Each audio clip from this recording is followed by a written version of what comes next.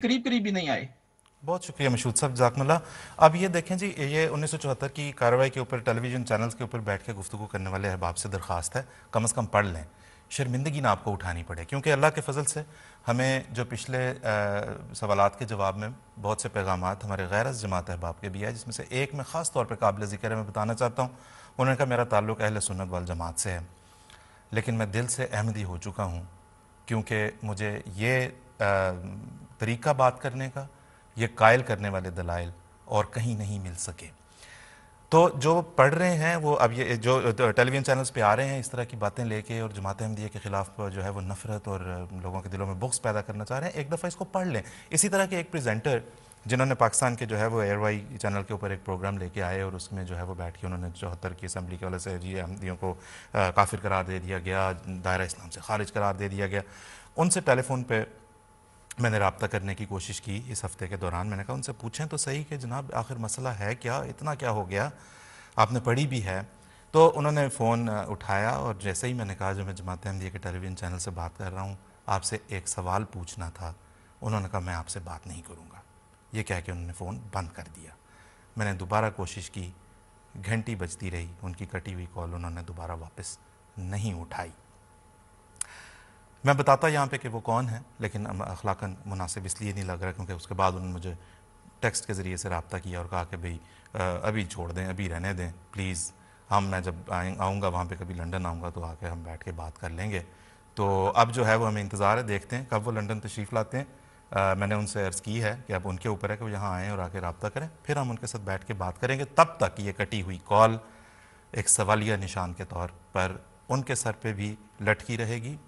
दूसरे दीगर अहबाब जो आके बड़े अपने चैनल में अपने प्रोटेक्टिव बबल के अंदर बैठ के इस तरह की बातें कर आके चले जाते हैं, उनके ऊपर भी सवालिया निशान के तौर पे मौजूद रहेगी और हमारे नाजरीन भी इसका जवाब ज़रूर तलाश करेंगे। मोमिन ज़ाहिद साहब के पास हमने जाना है ये सवाल लेके कि पिछली दफ़ा जब हमने यहाँ पे फतावा की बात की कि इन सब ने भी तो एक दूसरे के ख़िलाफ़ फतावा दे रखे हैं, कुफ्र के फतावा दे रखे हैं, तो कुछ जो उलमा ने जवाब देने चाहे, नाम नहाद मैं ये कहूँगा, जिन्हें बड़ा समझा जाता है कि ये ख़त्म नबूवत के बड़े मुहाफ़िज़ और फ़ातिह ये और फ़लाते है वो साहब जो है वो ये कहते रहे कि नहीं भी ऐसा कुछ नहीं है, हमने कोई फतावा नहीं दिए। तो बल्कि अगर आप देखें जाके 1974 में तो हज़रत खलीफुल मसीह सालिस हज़रत मिर्ज़ा नासिर अहमद साहब रहमहुल्लाह ने वो फतावा पेश किए थे जो जिस असम्बली में डिस्कस हुए और जिस पे अहमद शाह नूरानी साहब ने यह कहा कि भाई इनसे कहें कि ये असल किताब का हवाला दें तो हम मानेंगे, वरना हो सकता है ये खुद ही बना लाए हों।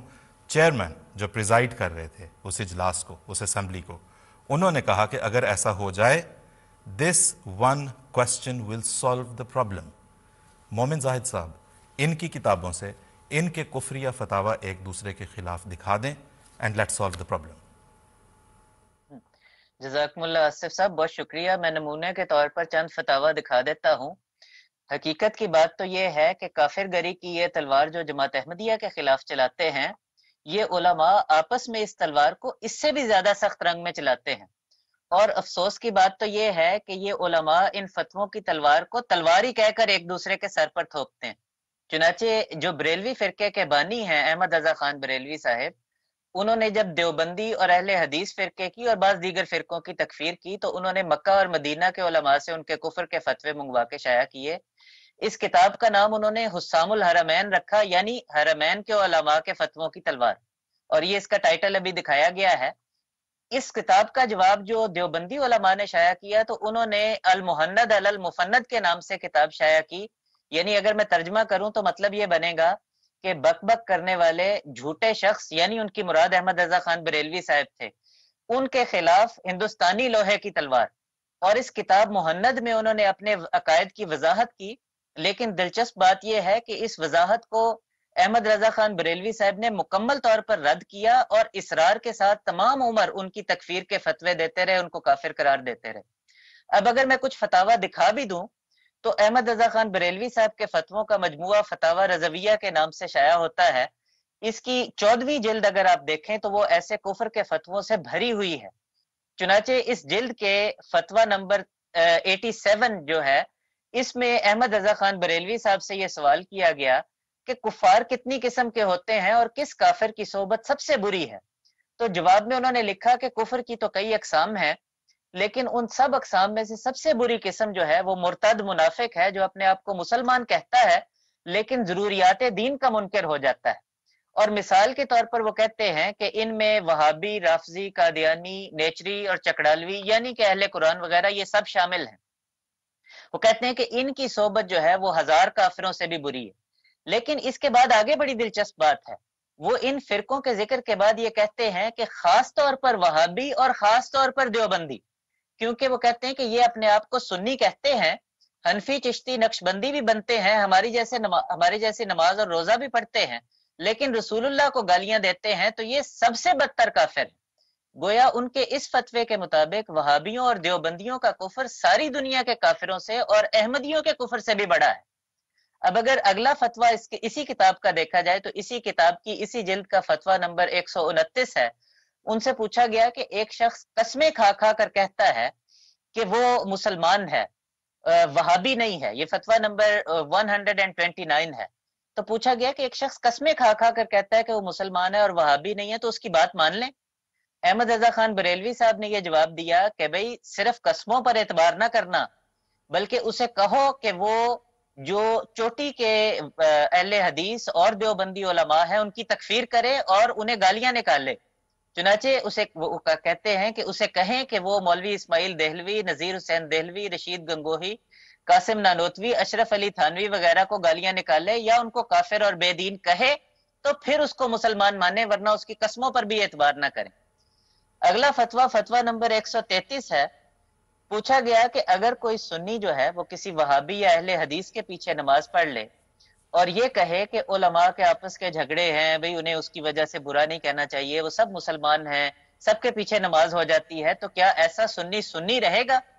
तो इसका वो जवाब देते हैं, वो कहते हैं कि जो शख्स वहाबी को वहाबी जानते हुए भी उसे काफिर नहीं कहता, वो सुन्नी तो क्या, वो मुसलमान भी नहीं हो सकता, वो काफिर और मुर्तद महज है।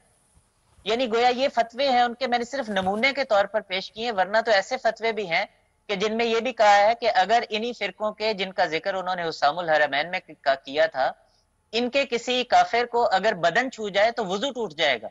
और भी बेशुमार चीजें हैं, मैं उनको छोड़ता हूँ। नमूने के तौर पर मैं देवबंदी फिरके के एक आलिम जो कि मौलवी रशीद अहमद गंगोही साहब हैं, उनका फतवा दिखाता हूँ, जो अहमद रजा खान बरेलवी साहब के अकायद के बारे में उनसे पूछा गया था।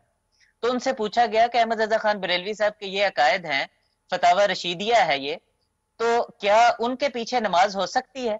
तो उन्होंने ये जवाब दिया कि जो शख्स ये अकायद रखे वो बेशक काफिर है और उसकी इमामत और उससे मेल जोल मोहब्बत सब हराम है।